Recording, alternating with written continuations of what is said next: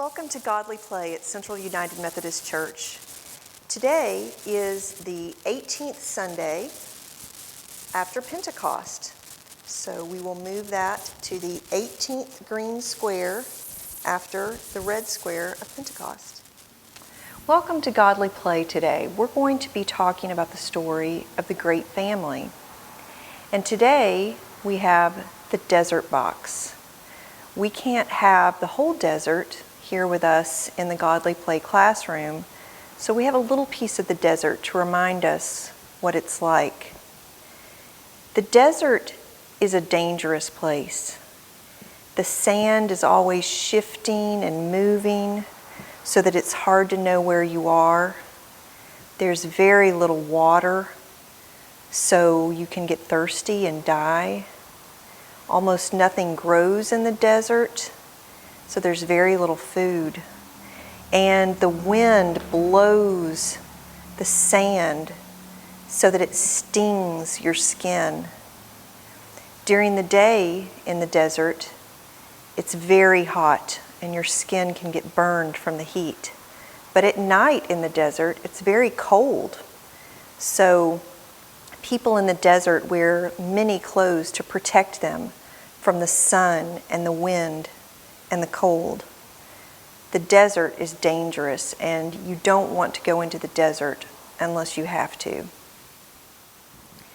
When the flood was over, creatures went out into all the earth, and they spread out in 4 directions and began to bring life to earth again. Often creatures gathered along rivers because that way they had access to water, which kept them alive. People lived in small villages next to rivers and eventually into big cities. And one of the most ancient and prosperous of these old cities was called Ur, a place called Ur. In Ur, people believed that there were many gods. They believed in Ur that there was a god of the tree. Every flower had a god. They believed the sky had a god, and the land had a god, and the water had a god.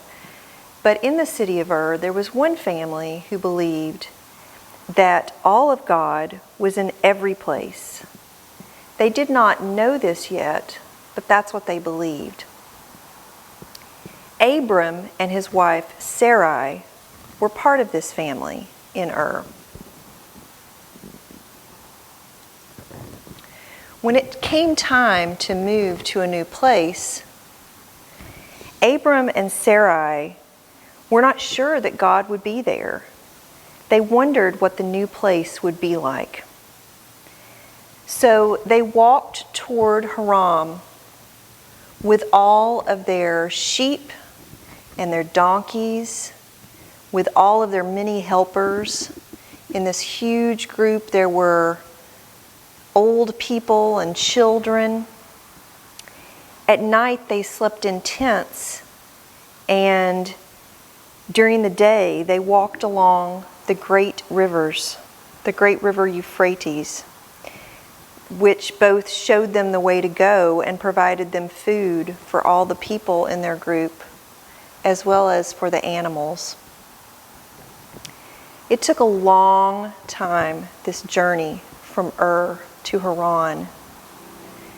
But finally, they began meeting people coming out of Haran, and they knew that the journey was almost over. And then they were there. Sometimes Abram would go out to the edge of the desert, and he would look across the sand into the sky. And God would come so close to Abram, and Abram would come so close to God, that Abram knew what God wanted him to do.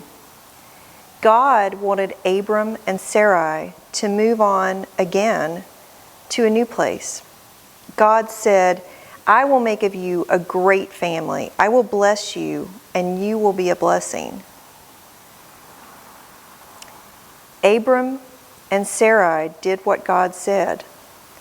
they walked in the desert to the west of Haran toward Canaan. They had all of their sheep, their tents, their helpers, everybody with them. But this time there was no river to show them the way and no water. They came to a place called Shechem. And Abram climbed up the hill in Shechem and prayed to God, and God was there. And so Abram built an altar honoring this in that place. Then they traveled on, and they came to a place called Bethel. And there again, Abram went out and he prayed, and God was there as well. So again, he built an altar in Bethel. All of God was everywhere. They traveled a little further on, and they arrived in Hebron, where they made their home, near the oaks of Mamre. One night, God called Abram out, and he looked up at the sky, and God came so close to Abram, and Abram came so close to God that Abram heard what God was saying to him. And God said, "You will become the father of a great family, and Sarai will be the mother of this great family. You will have many members of this family. They will be as many as the stars in the sky and as many as the grains of sand in the desert." Abram laughed. He and Sarai were very old. God's promise seemed impossible, but God told Abram and Sarai to change their names, and Abram did this. He changed his name to Abraham, which means father of many, and Sarai changed her name to Sarah.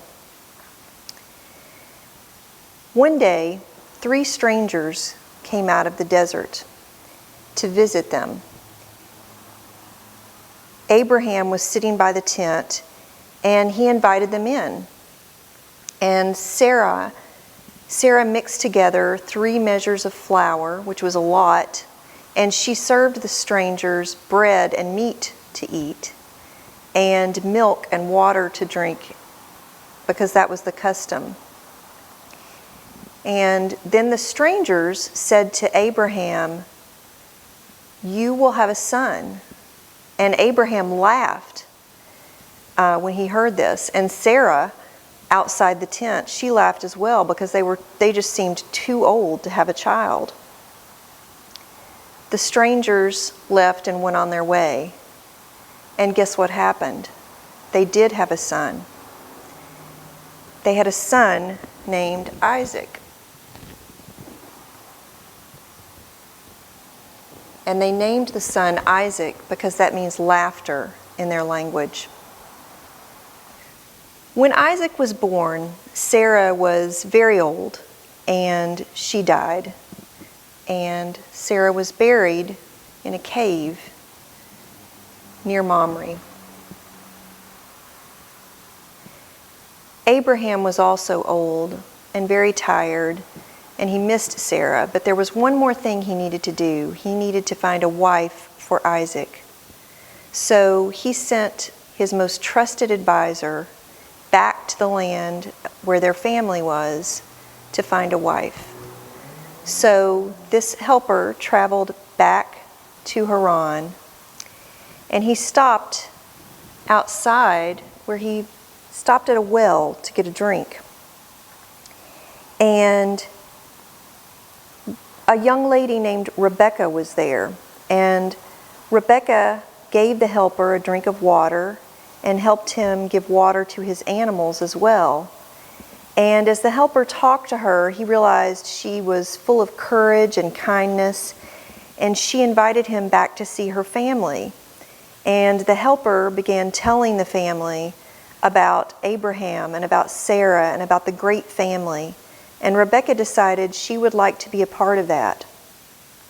So she went back with the helper, and they went back past Shechem past Bethel. And as they approached, Isaac saw her and came out and met Rebekah. And then they were married.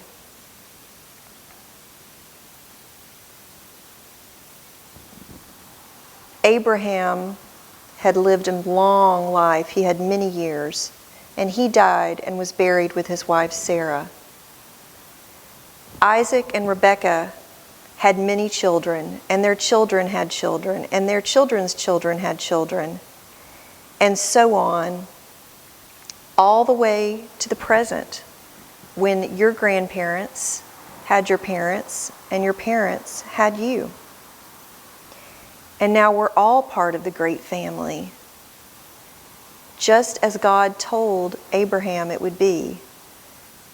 The great family has as many members as the stars in the sky and as the sand in the desert.